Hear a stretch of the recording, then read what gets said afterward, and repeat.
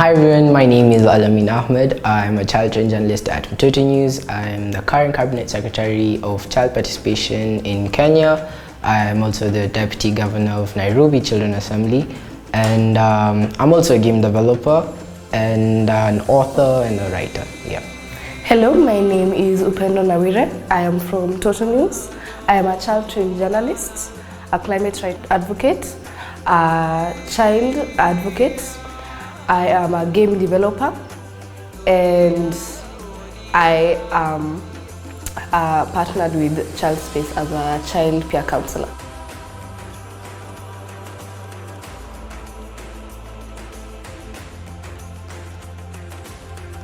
Climate change to me is basically, in geographical terms I'd say, is basically the radical change in atmospheric temperatures that are caused by human interference within sort of geographical areas, and why, or rather how it affects me. I feel like, or honestly in true terms, is that what affects me now is probably what's going to affect people later. So if I don't basically deal with the problem right now, other people will have to face the problem that I faced, perhaps in a worse scenario.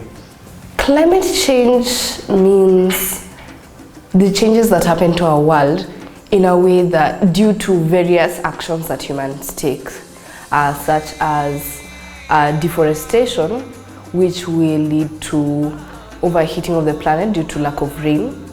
So that's basically what climate change means to me. And I understand that due to climate change, a lot of bad things will happen, especially as the generations continue to grow, as the generations before might doing anything that will degrade the planet will affect future generations to a point where at some point you might find future generations don't even know what a certain animal is, like a tiger, or they may never experience fresh air.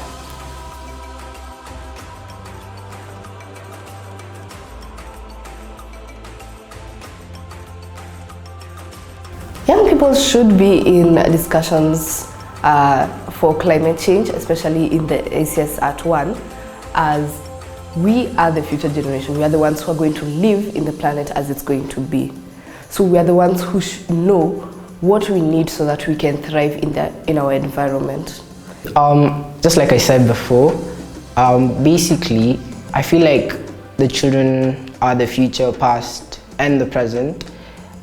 This is basically because every sort of situation or other scenario that we're in, it's always going to impact the children, that is our generation, more than it's going to impact the previous generation. So if you intend to have basically a sort of event or a function or basically ACS One without, or other discussions without children, and you're intending to make the planet a better place for them, how do you expect that to happen if you don't have the input of the children themselves?